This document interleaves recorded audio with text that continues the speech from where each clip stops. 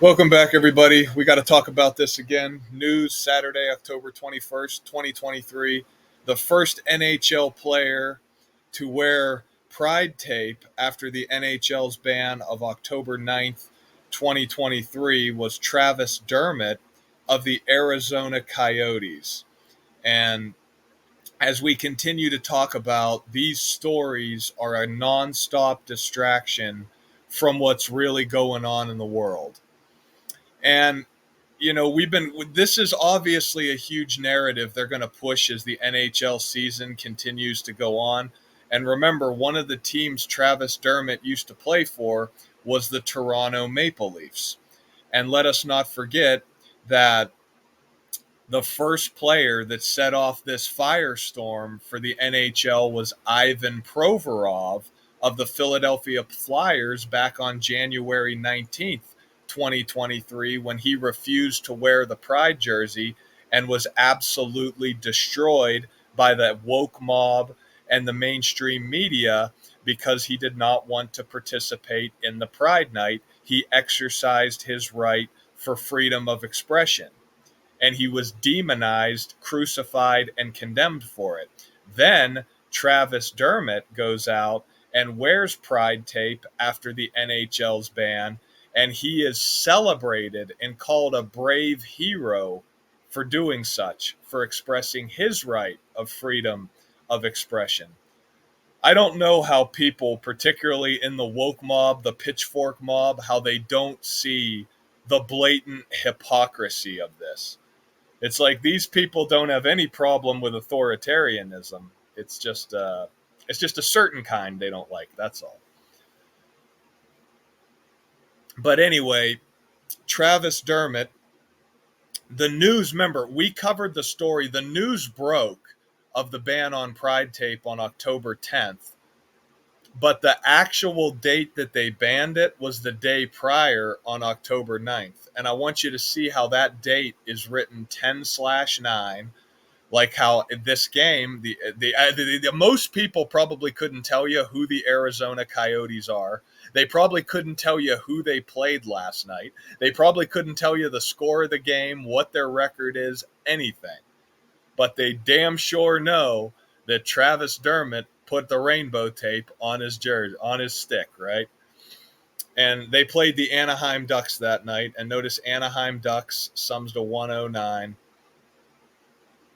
It was a date with 62 numerology. Remember, Travis Dermott, again, he was drafted by the Toronto Maple Leafs, 34th overall. And let us not forget that Gary Bettman, the first commissioner of the NHL, who takes a lot of heat because of these Pride Night fiascos that the mainstream media makes a big deal about. Remember, he was born on 6/2, June 2nd, and he's 71 years old, like how October 21st is the day leaving 71 days left in the year, like how in the language of gematria, the word pride sums to 34, like how Dermott was the 34th pick of the 2016 NHL draft. And yeah, there's a little more we could say about this, but the thing is, Dermott wears the number 33, right? Gay is 33, Anaheim is 33, Coyotes is 33. Again, words like masonry, secrecy, order, federal, they all sum to 33. And what's one of the big federal agendas right now? It's glorifying the homosexual lifestyle, the transgender lifestyle, right? For all of you that go out and support this shit, understand what you're actually supporting is the depopulation agenda. All of these things are about getting rid of people. They have an entire generation of kids growing up right now worshiping homosexuality. To them, it's their God, as we call it on this channel, Woke United Methodist. You know, teach people to, cut off their genitals, make it cool and trendy, give them puberty blockers, render them infertile. You don't see how this is all being used for population control, like Bill Gates said at his 2010 TED Talk about how we need to reduce the population, and the best way we can do it is with vaccines. From the glorification of abortion to climate change. Climate change is all about, again, what causes climate change, right? The CO2 coming out of the tailpipe of your car. How do you combat climate change? You got to reduce the population. All these things they're doing are population control.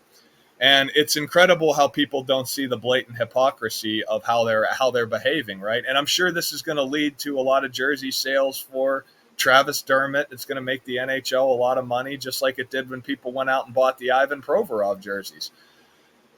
Again, just, for the people who can't see it, think about it this way, right? It's viewed as hatred toward the LGBT community to not participate in warm-ups or wear a Pride warm-up jersey. It's not considered hatred toward Christianity or right-wing politics or Republicans for going against their ban on Pride. When they tell people compliance is not an option, going against, saying you're not allowed to wear Pride tape, that's not an option, that's viewed as hatred and tyranny. Yet when they tell you that you have to wear the Pride, you have to endorse it, you have to put it on your stick, you have to wear the jersey, you have to go out for warm-ups, and you choose not to go against it, that is also tyranny to the LGBT. You see, they make everything about gay pride, gay rights, all the rights that people already have. But yeah, all of these things are to distract people from what's really going on in the world, right? And we haven't covered this yet on the channel. Zach's put out so many great videos covering what's going on in Israel and Gaza right now. Go check out his videos. He has plenty on them. Again, but like we said at the time, this attack began on October 7th, right? And this is the 107th season of the NHL.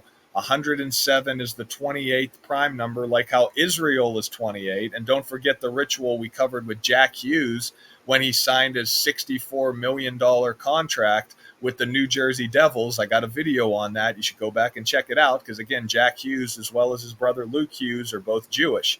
Gary Bettman, Jewish. Israel, the Jewish state. And again, Travis Dermott, he does this 15 days after the attack on Israel by Hamas.